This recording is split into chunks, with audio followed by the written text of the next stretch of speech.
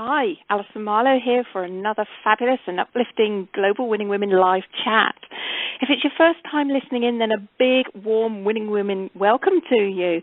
I'm sure you're going to love this series of fortnightly calls, and if you're one of our regulars, welcome back. We love receiving your feedback.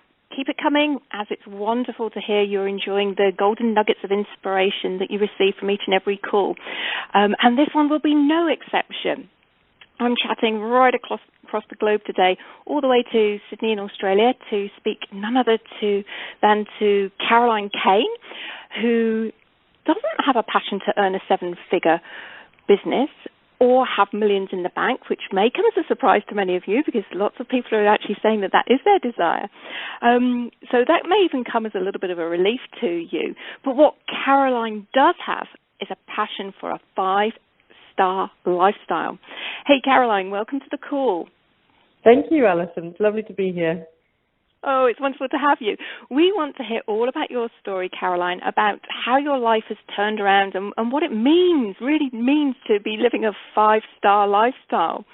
You know, I'm a great believer that in life, all our experiences are leading us and supporting us to who we've become today.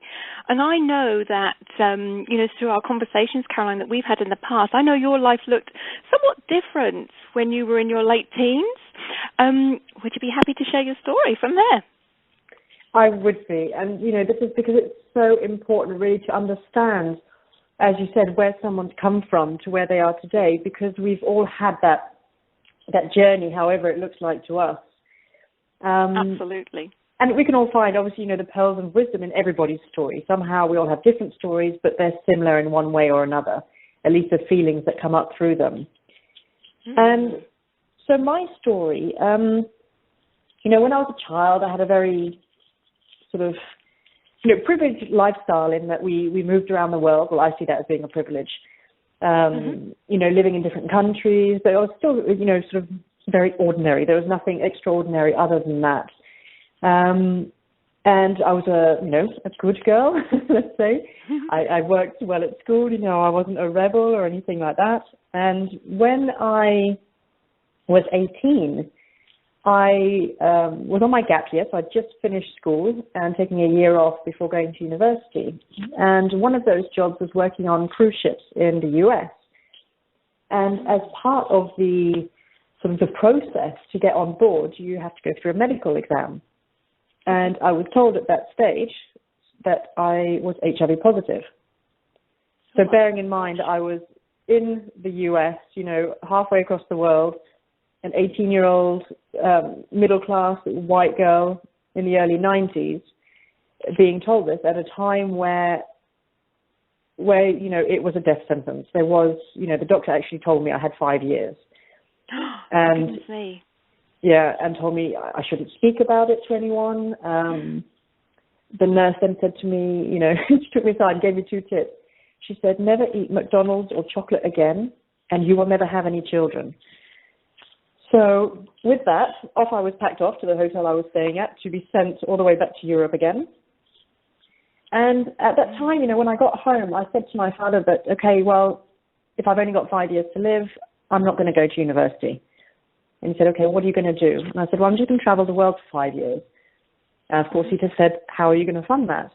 And I looked at him and I said, you are. And to which he luckily replied, no, I'm intelligent, go to university. Which I'm very glad that he did, because obviously had I sat around for 5 years, my life would have been all doom and gloom, when I was at a time where obviously this news was so shocking. It took me to such a dark place that I really, I can remember it now, but I would sit on my bed and literally the world looked black. It was, I couldn't see myself ever moving out of this space. And of course, everything that came with it, that I wasn't allowed to talk to people about it, that it was something that was very, and it still is, to actually the same extent today, taboo. That I can't just, if you have cancer, for example, you can be more open about it and receive that support, or any other illnesses. Thank goodness, because obviously that wasn't like that as well in the early days. And it's a very slow progression for people to be open about it. to really feeling like there was something wrong with me, you know, that somehow I was bad, that I had deserved this, and that I suddenly lost all ambition. You know, I didn't think that I would have an extraordinary life available to me, and that meant everything. You know, it meant that I ended up being in destructive relationships, that I, you know, in terms of work, that I would just kind of, you know, just do what was there, that I really couldn't expect great things from my life. And and this is where really jumping way ahead to now, which is, 18 years later, 19 years later, which is my driving passion for doing what I do, which is really this knowing, this belief that we can all live an extraordinary life. That it doesn't mean, of course, that it's easy, and it means that it's a lot of years sometimes of hard work to chip away at what is holding us back and our belief system, which is really deeply ingrained in us, to really create a life where we are the leader in our own life, because we're really creating the experience that we want every day, the way that we want to feel every day. Yes. Oh, Caroline, I mean, I'd love you to share more about this with us, and, you know, about your 5-star lifestyle, what that means to you, and how you actually came into business. But you were told that you only had 5 years. My goodness me, I can't even imagine that. I can't even imagine being diagnosed with something that I couldn't even talk about, you know, because it was so taboo. But I then hear you say, 18 years on, you know, what happened when you got to the 5-year mark, or nearing that 5-year mark? Were you already quite a long way down your route to healing? Or tell us a little bit about that. It must have been such a scary time. Well, you know, I think luck was on my side, that I was very young. So when he told me that when I was 18, I didn't believe him. I just refused. Okay. You know, I thought I was invincible. And I was really out to prove the world wrong, that I would be the first person to survive. And obviously over the years, you know, there are many people who live long, healthy, full lives with this, but at the time it just wasn't known. So luckily I had that sort of driving force. And what happened is that I would really, each time I had a birthday, it was very humbling for me for many, many years. I can't actually remember, funny enough, you asked that question, and it's a really big one, at the 5-year mark, how I felt. I've somehow completely blocked that out. It's not a thought that I've had, or that would be something fun for me to explore once we've finished this. But quite possibly because you simply had the belief that I'm going to prove this wrong. You know, it suddenly was irrelevant. Yeah, it's easy, or it was too big. I'd like to find out sort of where I was at that stage. And I had this sort of, every time it was my birthday, it was quite a big deal until a few years ago, I think. And now, you know, I don't really think about it anymore. It's just my birthday, and that's that. Yeah. Does that answer your question? Yes, absolutely. So how did you come into, or how did you come to be running a business of your own? Because I guess you weren't doing that when you were 18. Obviously, you were just about to go on a cruise liner. And, you know, I hadn't even heard about entrepreneurship at that stage. I didn't really think that sort of just average, normal, quote unquote, people like me could have their own business and make a success of it. I just didn't know that this possibility existed. And it's when I was, so basically through my diagnosis, I became really interested in natural health, in alternative therapies, and really looking after myself. Of course, I didn't. I thought I was, because I was having occasional massages and eating apples and green leaves, and I was extremely unhealthy for many years, let's say for about 13 years, very destructive on an emotional, spiritual, and physical level as well. And yeah, at the same time, I didn't realize that this is what I was doing. And then my passion for natural therapies sort of developed little by little, and I studied holistic health. And then I thought, you know, oh gosh, this is what I want to help other people with. I don't want to work in an office anymore. I think actually what happened to me, what it comes down to, is that my diagnosis led me to a place where simplicity and slowness is what I need in life. I have really identified that right down to a basic level. And although I wasn't living it then, everything in my life kept pointing back to that. And so for me, part of that, working in the, in natural health with people was sort of one of my pathways to living that kind of life. And so I studied it, and then I didn't think that I would actually be able to work with that, but I started doing it on the side and then gradually worked part-time, and before I knew it, I was practicing on my own with my own clients, and I had a successful referral-based business. And then, I just had this wish all the time to help my clients a little bit more. So that was as a naturopathic nutritionist. And so I sort of studied to various different levels. And then when I got pregnant, again, another miracle which I was told would never happen. Absolutely. And naturally as well, we as a couple, as a family, it was a very conscious conception. We really talked about why we wanted children, what we as individuals and as parents and as a family wanted to bring into the world, why we were actually doing this. And part of that was really that I could spend as much time as I could with my daughter. We didn't know we were having a daughter then, and us as a family. And so I brought my business online because we also knew we wanted to travel. And so I did that towards the end of my pregnancy and in the first few months of my pregnancy. And then as I did that, and we actually did go traveling for 3.5 months, we went to the west coast of France, very quickly my other clients and friends and people around me started asking me for business advice. Because before then I was doing the nutrition lifestyle, because obviously it completely changed my life around, as I studied nutrition. And so therefore I listened to what people were asking for and what was being asked of me, which has led me to do what I do now, which is the business and lifestyle coaching, which is really it should be lifestyle business. The lifestyle comes first, rather than the money driving a someday image of what life will look like. It's flipping it around, because for me, the way that I live my life is the priority for me every single day. I rather cancel business appointments or slow down in my business or take a break in my business than my lifestyle struggle. And this is quite unusual, I think, in the current market. It takes quite some time to get there. Luckily for me, I had a very big reason to have that in place in the beginning. So you're, in a nutshell, doing things the opposite way to most people, which is fabulous because you have so much to teach us and to share with us. Goodness me. Okay. And I'm absolutely loving what I'm hearing. And I guess, what I'm picking up on, Caroline, it sounds as if you're very clear on what it is that you wanted in your life, how you wanted that to manifest, in order to be able to create this opportunity to live a five-star lifestyle. But, there's a lot of people that don't really know what they want. And I'm just wondering, as we're talking, do you have any very, very, I don't want to say basic or simple, but easy, let's use the word easy, simplistic, tips that you would like to share, or that you could share, that could actually help somebody on that route to really discovering what it is that they do want from their life?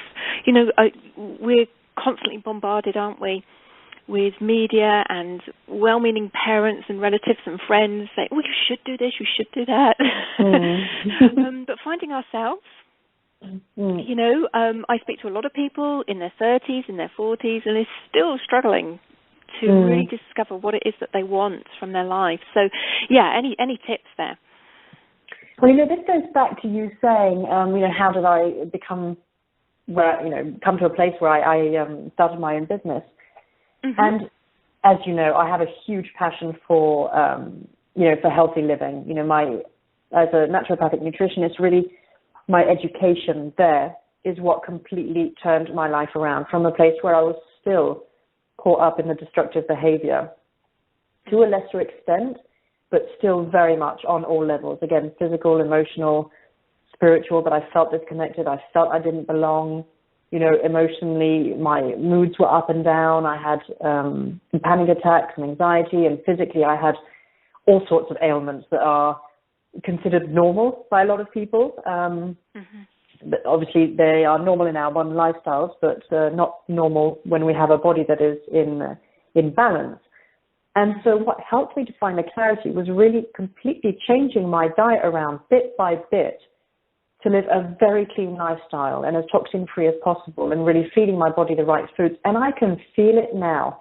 When I slack in that respect, for example, when we're traveling or anything like that, I can see the effects within a day or two. Gosh. And on top of that, sorry, go on, I could hear you had a question. No, it wasn't a question. It was just quite a surprise to hear you say how quickly you could feel the effect. Yeah, now I can. Of course, then I couldn't. Because what we realize is that we think that we're healthy enough, and it really dampens the messaging system in our body. And by cleaning up our lifestyle, suddenly you are so much clearer in your mind. You can feel things more.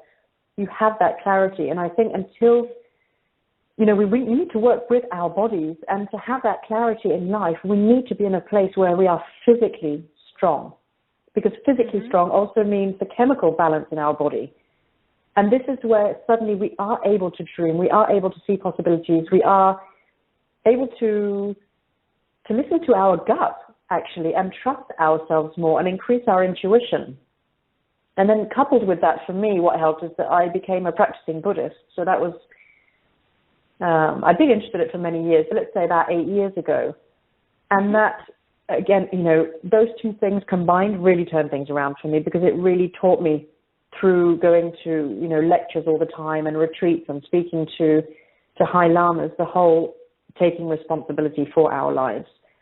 And it's a thought process that really takes quite some getting used to. And it was awful, I have to say, the first couple of years, because I became more and more aware of my shortcomings, of what I had created in my life, and what I was creating, and also watching other people creating suffering in their own lives. And of course, you can't go around and tell everybody, what they're doing or what they should be doing or how they should be doing it. And so everything that comes with that. So both of those things coupled together really allowed me to see clearly. Now, I know that's not an easy or a short, simplistic tip. The way to actually make it possible for your listeners is for them to take the first step. If there's something physical that you feel rushed, or you feel uncomfortable, in your skin, or you've got certain symptoms, just take the first step in healing where you are now. And learn to listen to yourself. Just, even if you can't, and you think, I'm never going to get there, it doesn't matter. Just little by little, and just accept where you are. And actually, the change happens much quicker. And once we take that first step, it leads on to the second and the third and the fourth. And that's wonderful. And, I do believe, Caroline, that women particularly are ready to wake up to this a lot more. I'm seeing so many people talking online about living a toxin-free life and being so much more aware about what we're putting inside our bodies. I saw something just yesterday going around on social media. And I really think that, this can really be the absolute baseline. I'd never considered it. I must admit, I didn't come into business thinking how important my health was and my lifestyle was. For me, it was all about having this desire to want to help other people, be successful, to feel fulfilled. So, and I think this is just really important, because at the end of the day, the majority of us are our own business. We are running our own businesses, and if we're not in a great place, goodness me, if we start to fall apart at the seams, physically, emotionally, however, then we're no good to anybody else. So I'm loving everything that I'm hearing today, particularly, all of it actually. I'm really interested in the simplicity and the slowness. We do lead such fast-paced lives. It's almost like we get caught up with everybody else, and we often don't stop to think, and before we know it, we're doing the same as everybody else is. Yeah. In that hamster wheel. Yeah, exactly. It's one of the things that I think is just so important to stop and, really take a temperature check of where we're at. So, goodness me, I'm just thinking that. Go on, carry on. I was just going to say, I'd like to add to something that you said about your reason for coming into, for starting a business, which is really to help other people. Mm-hmm. And I think this was the other side that I was going to say, sort of the next tip, is to identify yourself with something bigger than yourself, because we all have something that we feel so deeply about that we just want to, when we're speaking to our friends, we get fired up about it. When we think about it, we get fired up about it. And then so often we can't talk about it, or, we're too shy to, or we have the fear, or what will people think? And so I think what is really helpful for everyone who wants to start out or to step up is to really identify what is that thing in the world. We all think we're too small to make a difference. And yet, all of us have that burning passion that we had as a child, like, I'm going to change the world. And it's really tuning into that feeling. Whether or not you think you're too small is irrelevant. Whether or not you think you can make a difference is irrelevant. But identifying what that is and keep re-identifying with it, because this is really one of the driving forces. And as the Dalai Lama said, if you think you're too small to make a difference, try spending the night with a mosquito. And we've all done that. We all know what it's like. Definitely. So I think it's a really great point that you shared. Yeah, thank you, and likewise, because I know that you are so passionate about helping women to be that ultimate creator in their own lives, and I think, through our significant life experiences,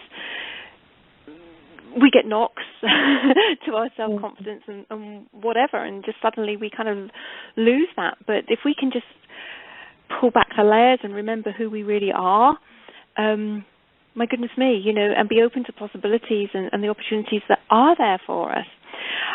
I think very much that you're an amazing role model for this. And what really, really excites me is, I know you have a Milo, your daughter, and you're absolutely living this lifestyle. And to me, you are the ultimate role model, to how we can actually be living our lives. And it's the whole point of that next generation for me, and I believe it's our generation that's going to be changing this. So we need lots of Caroline Cains all around the world just teaching this. And we need to get your message out there, because I believe from not so much from speaking to you, but you're basically endorsing this for me, that we have been running our lives backwards.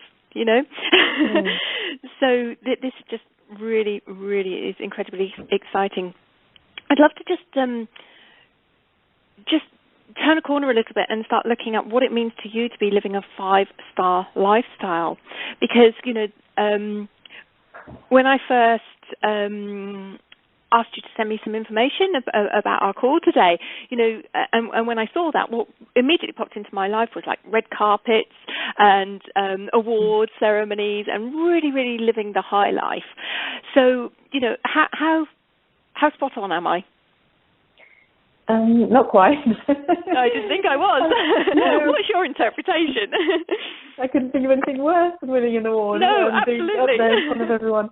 I think, for me, what it really means is it's really the feeling of being at ease in my life, in every respect. So when I'm in a place where I feel that I'm not rushed, that life is pretty simple and things are going on, it doesn't mean that life is small. It doesn't mean that you don't make money, because of course, to have that level of ease and simplicity and freedom in my life, I do need to be earning a certain amount to support this. Because what it means for me is to be able to choose to live where I want. For 7 months out of the last 12, we lived abroad as a family. 3.5 months on the west coast of France, 3 months in Thailand, where again, I was working 25 hours a week, as I do now. We had every single afternoon off as a family to go to the beach, to go exploring, to go walking, just to hang out, to take naps together, whatever it was. And for me, this is what it's about, to feel that I'm actually enjoying life, which means that I personally, but obviously we as a family, can go traveling. If we have an adventure that we want to go and do, that we can go and do that. and that at home I don't feel rushed, that I have time to read, for example, that I do have time to walk down the road at my daughter's pace. It's very rare. You talk about, a lot of mothers have stress rushing out the house to get somewhere on time. I don't often have that because we really live our lives at her pace because, it makes me feel bad to rush. And I also am making a very conscious effort to listen to her because I'm well aware that I don't have all the answers. As an adult, we have created so many layers, let's say, over our intuition, even if we are intuitive, that for me, part of being a parent was really to be open to the teacher that has come into my life, into our life. And I know that this is something that you are also very passionate about, that the way we parent the next generation, this generation, and I know your children are older, but it's the same thing. This is really how we change the world. Bringing up a generation who is more conscious, who is more aware, who is more comfortable with themselves, with making choices, all of these things is going to cause dramatic change in the world. Absolutely. And it can start with us. Exactly. And that's where it starts with us to be the example, not to be the one saying, oh, go out and do these things and live an extraordinary life. It's really, look, I've got the courage to do it. You can do it. This is what people do, and so really that 5-star lifestyle is actually having the courage to just say, oh, I fancy doing that, and then going and doing it. I know it sounds very simple, but really we don't need to make it more complicated than that. And that also, carries on into the way that I run my business as well. I have a very simple business model that gives me a lot of spare time, that doesn't cost, and that, on a financial level as well, supports that kind of lifestyle that we want, because, we want to be living in a nice place that lifts you up, that fills you up, when you're surrounded with beautiful things and you have that freedom of time, and of location and travel and everything else with it. So that's really what it is for me, is living a 5-star lifestyle is having the choice, having the financial support to make those choices and to have the courage to take them, because then I feel fulfilled. And for me, that is a 5-star lifestyle, to feel that I'm not missing out or holding back. And I think that there are so many people that would love to be able to, put their hand on their heart and to say that they're living a 5-star lifestyle. You've really honed your you're honouring your biggest assets, which are time and energy. I wonder if you had any tips for, I speak to many, many people who, talked about the hamster wheel earlier. They are really caught in that hamster wheel. And I know you mentioned earlier, I'm wondering actually if I'm going to answer my own question here. You talked about taking the first step, but any tips for really becoming aware? I think that's probably a great place to start. Becoming aware of how we're using our time and our energy currently, if we're not already living this 5-star lifestyle. And that is a great question, because the thing is, I also get it, we all get it, how difficult it is when you have that security, you have those jobs and you feel trapped in it because you're too afraid of leaving it. And this is a very real consideration, we're not just saying here, if you just want to go, especially if you have a family, there are certain things to consider. It doesn't mean that it's a full stop, of course it's just a hurdle that needs to be organized around to get over it and make it work for you. The first step, or there is two that I would mention here. One is to really create, have a schedule and schedule your life in before your work. So you really fill up your week, with the things that fill you up and that energize you first. So you make sure that every single day, if you can, ideally, but otherwise on a weekly basis, that you have activities in there that fill you up. Because so often it's all the things that we really need to fill us up, like, good food and rest and play and fresh air, that we just manage to fit in the end of the week if we have time. And really by making sure we have those scheduled in, little by little, it'll give us that space to dream. It will give us that space to build up the courage to then, take the first step, we talked about earlier on. Yes. And so one of the... Go on, carry on. Sorry.